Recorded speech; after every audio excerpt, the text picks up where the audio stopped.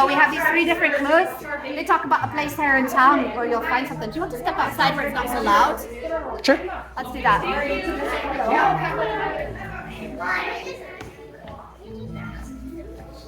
think it's a bit loud in there. Alright, so in order to join, you've got to find 3 words we have about town. These words are in Gaelic. Oh, sorry, video. They get excited about the train. I don't get it. Alright, so there are 3 words about town that are Gaelic. Now, Gaelic is a language that we used to speak to dragons anciently. Nobody uses it anymore, but these words are still sacred to us. So, in each one of these locations, you're going to find a word in Gaelic. What you need to do is find all 3 of them. We came here because it would not be so loud, and we got the whole crowd with us. Oh, nice work, you lot. Jay, are you done already? Oh, the dragon traders. We came out where I'd be quiet. Oh, sorry.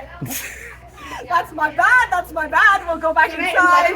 I just got really excited. I know you like trains. Sorry. It's alright.